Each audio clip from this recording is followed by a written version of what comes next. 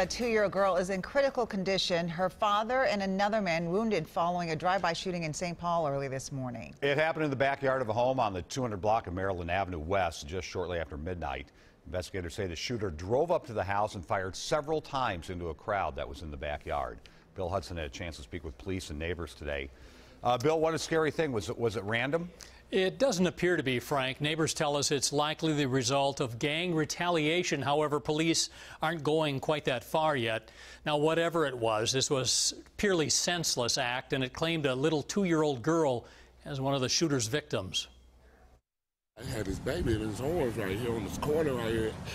So he just held him arms like this. Please help me. My baby's been shot at head. Dennis Hudson describes a horrifying scene after gunfire targeted his neighbor's backyard. A 2-year-old girl sitting in her mother's lap was struck in the head.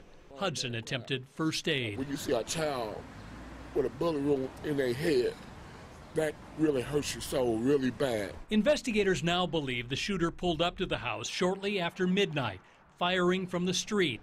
Some witnesses aren't cooperating, lending to suspicions this was not random. They believe there is some kind of connection between the shooter or shooters and at least one of the victims.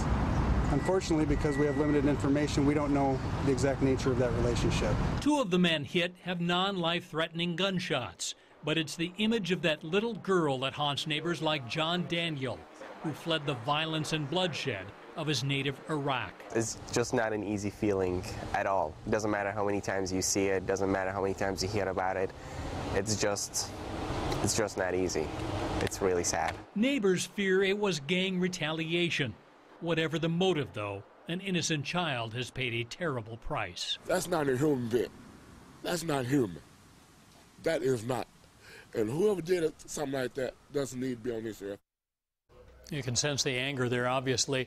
Police say this latest shooting is disturbing on a couple of levels. First of all, the 2-year-old child. But secondly, the fact that gun violence in St. Paul is up over 65% from the same time last year. Anyone with information should call St. Paul Police, the homicide unit, Frank. Well, disturbing and so sad, Bill. Oh, just senseless, totally senseless. Indeed.